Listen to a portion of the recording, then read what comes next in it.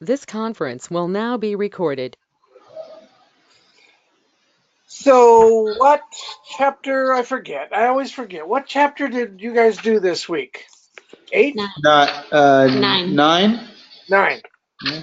Nina's on it. Nina knows. Okay. Now, surely you guys thought this was a fun chapter.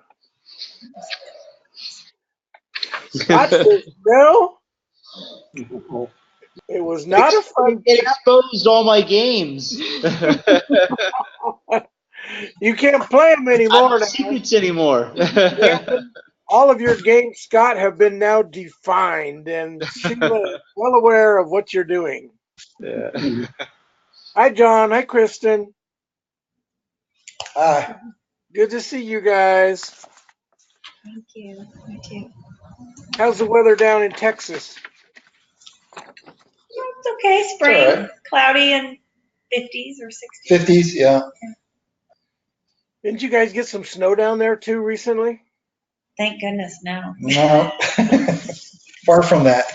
You guys missed the discussion on the snow around here. It's record snow, and 5 more feet is coming in this week. We Yeah. heard. Yeah, saw that in the forecast. I'm like, holy cow. Yeah. We had snow here in Vegas too. If anyone heard. Yeah. Yeah, I Yeah, did you hear sure that. did. I Yeah, saw this that. past week. Yeah. Well, That's- actually, last Sunday, then again later this week, and Wednesday night with Thursday. Yeah, when I saw it on the news, something like that's the first time in like 60 years that it snowed twice like that. In 1 week, yeah. In one We had week. a really big snowstorm about, I don't know, 8 years ago, 9 years ago, I think it was. But it was just the one. So we actually had 2 snowstorms this in almost 1 week. So Yeah. yeah.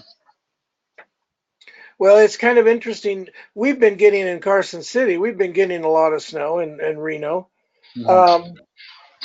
But this current storm, we're not getting anything, and it's 50 degrees, and it's sunny in Carson City, and we can look up the mountains, look up at the mountains, and it's snowing like mad up there. So this is coming over the hill, which I'm very happy about.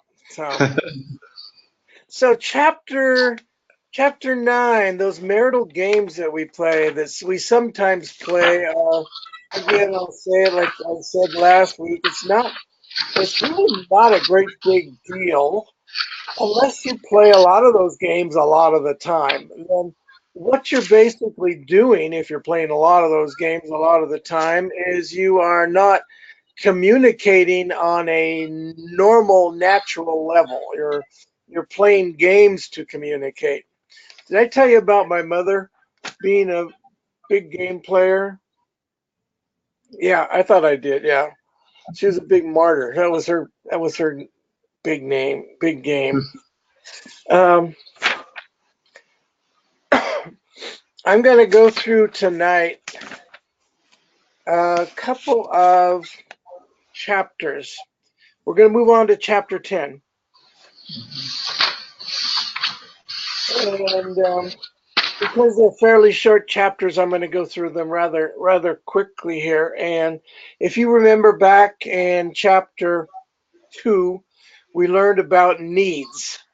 And at that time, we took a look at page 117, and we looked at the pain versus the potential of having needs met versus going unmet.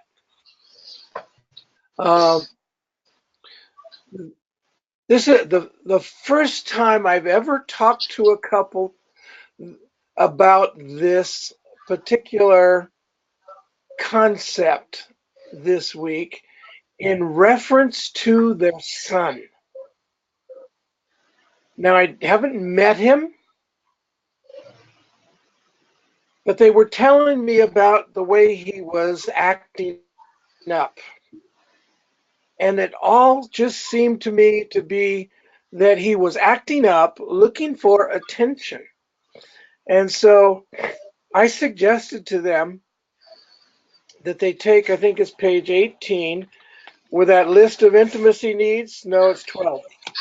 On page 12, that list of intimacy needs, I suggested that they make a copy of that and sit down and talk with him about needs and the concept of needs, and then have him, and even if they needed to help him to understand the concept and to understand how important it was to have our needs met, and then sit down with him and talk about what did he think his three most important needs were. And once you do that, then indicate to him that, okay, we're going to work on meeting those three needs for you this week. So again, like I said, that's the first time I've ever shared that with a couple in relationship to their son, to try it out with their son. And they got back to me about 3 or 4 days later, and they said that was a great idea. He loved it, and he's straightening out, and he's realizing that we care, that we love him, that we appreciate him, that we approve of him, that he's secure with us, and we respect him. And so it it worked real well with a child. If you None of you have children except for Sheila and Scott, so it's something you might try. Um, and John and Kristen. Yeah, forgot. I forgot about that. How can I forget?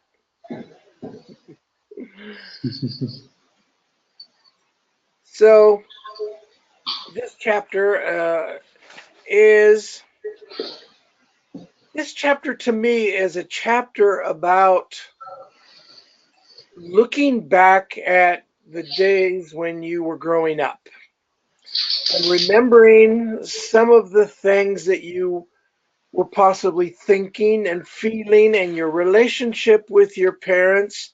And um, you go through the that 10 intimacy needs on page 118 again, and then there's lots of questions, and the questions are all designed to help you remember some of the things, possibly the things did not that were not very favorable when you were growing up. Some of the needs possibly that you had that were not met when you were growing up. For example, my father was a very good man, like most of our fathers. He got married at a very young age in 1944, which was first of all, it was a very uh, tumultuous year with all the war still going on. It wasn't Japan surrender, I think, in 45. And no, it was Germany surrendered in 45, Japan in, I think, 44. So anyway, the war was still going on when they got married. And he had just come back from the war and got married. And the reason he came back while the war was still going on, he's in the Navy, but he got some kind of allergy to some kind of medicine. I don't know, remember exactly what it was, but he got a medical discharge. And the bottom line is what I was trying to get to here was that he was, again, very young when he got married, so very immature, and immediately had my sister, and then immediately had me, and then immediately had my other sister. And so he was suddenly thrown into a family relationship, growing up in the 1920s and 30s and 40s, and not knowing how to share needs, how to share feelings. And now he suddenly got a family. And his whole upbringing was all about making the buck so that he could take care of and nurture his family. So he was a workaholic. And every minute I think that he was not working, he was studying to better himself so he could make more money. So I remember, for example, we lived at one point in time up in the Sierra Nevadas, up near Quincy, if you know where that is. And he was working all the time, and it was a great spot to be because I could fish and I could camp, but not with him. And so my whole life, basically, that's the biggest thing that I remember. But my whole life is that my father was not around. And when he was around, he didn't know how to show his feelings. He didn't know how to show love. So uh, it wasn't until many, many, many years later when I came back from Germany after being away for 8 years. It was kind of interesting. They hadn't seen me for 8 years, and they met me at the airplane. I had long hair. I mean, my hair was probably down to my shoulders and very thick and almost a pyramid shape. And I had a beard that was probably in the neighborhood of like 8 inches long, fully just a big hairy man. And they didn't recognize me getting off the airplane because I'd never sent them a picture of that. And then when I spoke to them, having not spoken English in 4 years, I spoke to them with a heavy German accent. But the first thing that my father wanted to do was he wanted me, because I had been away when I was 21, he wanted to take me to a bar and he wanted to have a shot with me of bourbon scotch. I don't know what it was. But at that point in time is when we finally bonded as father and son, and we began to do things together. But at that point in time, he was getting also very close to being retired. So anyway, it's remembering things, and like I'm sharing that story with you guys. You're going to be sharing some of the things that you think and you thought and you felt, and some of the stories that you have from growing up that perhaps you've not shared with your partner before. You're going to be sharing that during this exercise in chapter 10. Okay? And then remember the past two chapters we've had focus on various things. We'll turn to page 122. On page 122, you're going to focus. You're going to read these 3 pages, 122 through 125, before you do anything else this week. In fact, try to do it tonight. Excuse me, if you can. And learn about affirmation and security on those 3 pages. Look at the great practical suggestions that the author put in there. And then this week, focus on affirmation and security the whole week. And you can't do that if you don't read about it first right now, okay?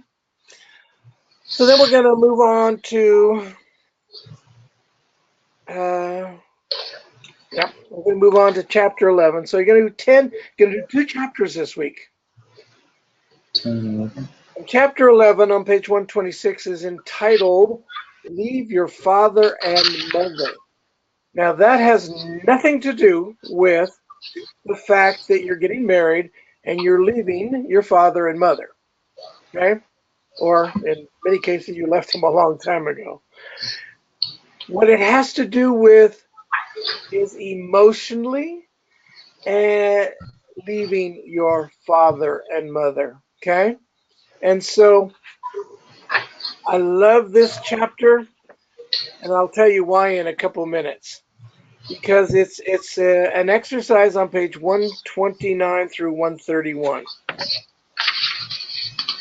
This is again looking back at your past. And on page 129 at the bottom of the page, it's got the word, as you see, number 1, acceptance. Flip over to page 130 for a second. And it goes through all the way up to understanding, number 30. This has, instead of 10 emotional needs, it's got 30 emotional needs. And the exercise here, which is again an exercise to share with your partner during your marriage staff meeting and to learn more about your growing up and about your childhood. This chapter, for 2 reasons, was one of the ones that was very, very insightful for Carla and I. For the first reason, she learned a lot of things about my growing up that helped her understand me. The second reason that this chapter was so good for us was, I need to tell you how you're going to do this exercise on page 129 through 131. You're going to, in the margin, you're going to identify the needs that you received from each of your biological parents, or if you didn't have biological parents growing up, the family that brought you up, if it was your grandmother, whatever, okay? So in the margin, you're going to write one of three things. You're going to write M for male, F for female, or 0 for nothing, okay? Those three things mean, if, for example, the word acceptance, and you read the definition, did you receive acceptance from your mother when you were growing up? You mark an M. Did you? No, it's the other way around. Excuse me. We go male and female. Okay, you want to go mother and father? Let's go male and female. Okay, but whether you go male and female or mother and father, you both have to agree upon the way you're going to be doing it. Okay, so the way Carla and I did it was male and female and 0. So if your father, the male, gave you acceptance, you're going to mark an M. If your mother, the female, gave you acceptance, you're going to mark an F. If neither one of them gave you acceptance, you're going to mark a 0. So you're going to go all the way through all 30 of those and answer the questions on page 131. Now, the second reason that Carla and I really like this particular exercise was because if you look at number 18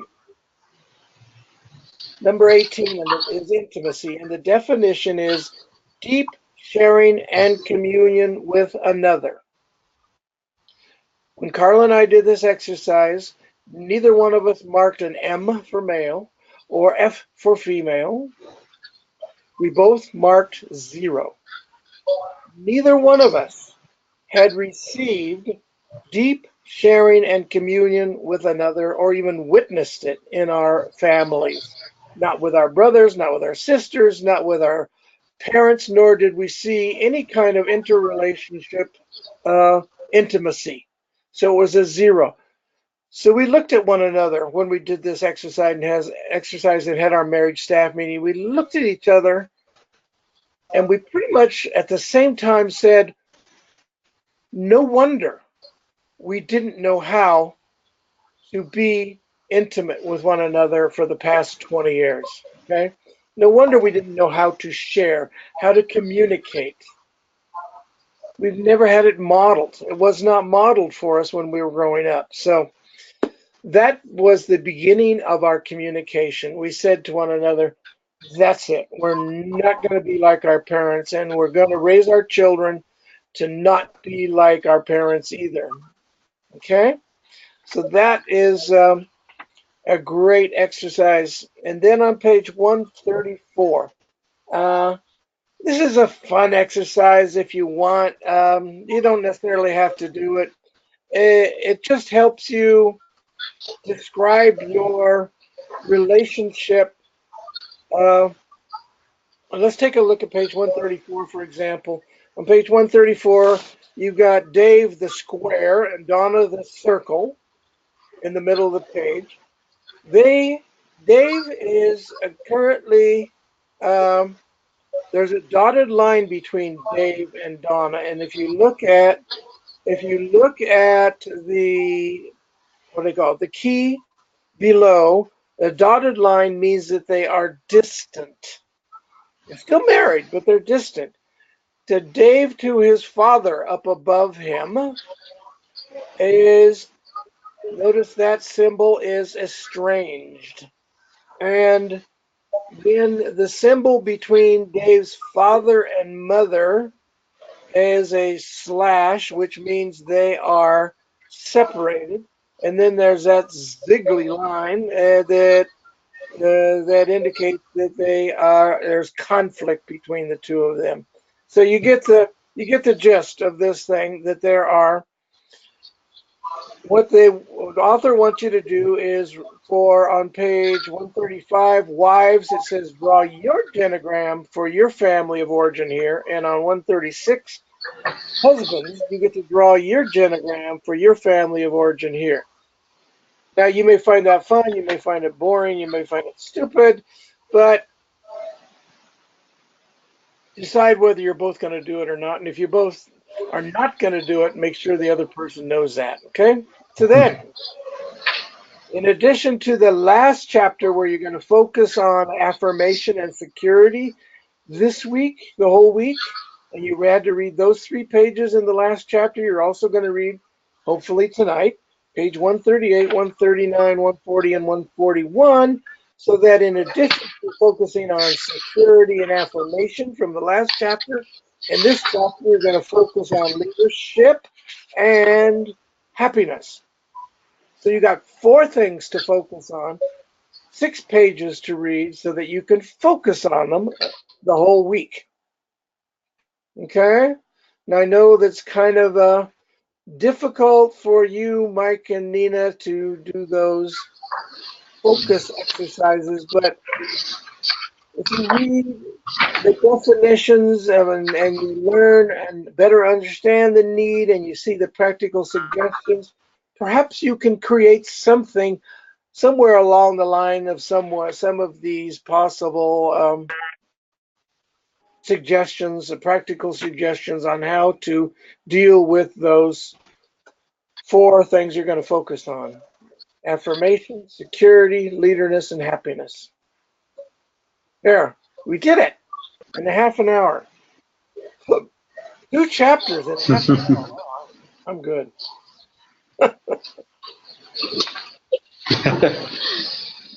Very smart. Any thoughts? Scott, what are you saying? He said he pulled off a great wedding ceremony. For us, he was talking about ours. It was a lot of fun. It was a lot of fun. If you guys come to this area, some of you have already, some of you haven't, but you come to this area, you got to go to the little town of Genoa, and you have to go and see the little community church in Genoa where Sheila and Scott got married. Our little white church. Little wedding church is So cute. every time I think about that church, there was an old song. It was something about the church in the dell. Mm. I can't remember the words to it, but anyway, that's what I think about. Come to the throne. Anyway, I can't sing. And while you're there, you have to go into the oldest saloon in Nevada. Oh, wow, that's cool. Can't get in it. We went in, but it was full, so we had to go across the street to the other bar, but it was completely empty. So. Quite often during the summertime, it's full of bikers. Yeah. Years ago, when I came back from Germany in the mid 70s, we used to go down there and we'd have somebody would either be a, what do you call it, non-drinking driver. Designated driver, thank you. Somebody would either be a designated driver, or if nobody wanted to be a designated driver, we'd take a taxi from Carson City down there. And because they had shots of corn liquor that they made in the backyard. Oh, wow. For 25 cents. Oh, wow. I don't know if they still make it, but I'm sure it's not 25 cents anymore. But they probably still make it. And one of the things they like to happen down there is if you're getting married in the area, they want you to come in and they want you to crawl up on the bar as a bride and lay there like Burt Reynolds on the bar and get your picture taken. Oh, wow. I'm glad we didn't do that then. It's quite a picture. Yeah, I've got a picture. My granddaughter got married down there, one of my 5, and I've got a picture of her on the bar. Wow. So, any thoughts? Any There is questions? a song called "The Little White Church in the Dell." Church. That's the church. Aha. Oh wow. Oh, that's cute. Isn't that cute? Yeah. And I would Cool. venture to say there's probably no more room in the pews for any more than maybe 60 people. Yeah. And it snowed the day we left. There was no snow when we got married, but there's a little snow when we left, so we took a picture. Oh, cool. Yeah. That's awesome.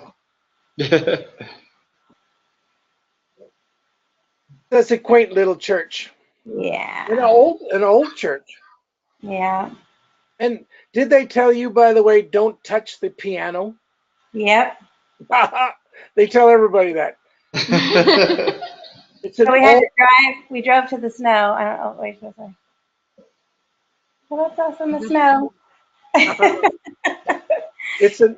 You never sent me any pictures. I know. I should do. Well, and we got them really. Oh, over here. Here's Mark marrying us. Oh, cool. Yeah. It was Very great. Yeah. cool. I'll send you some. Well, send me some pictures and I'll mail them out there, email them out to everybody else. Okay. Okay. Chris, you can do the same.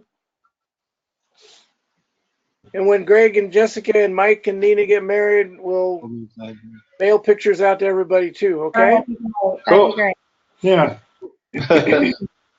Okay. Any questions about your assignment for this week? Nope. No questions.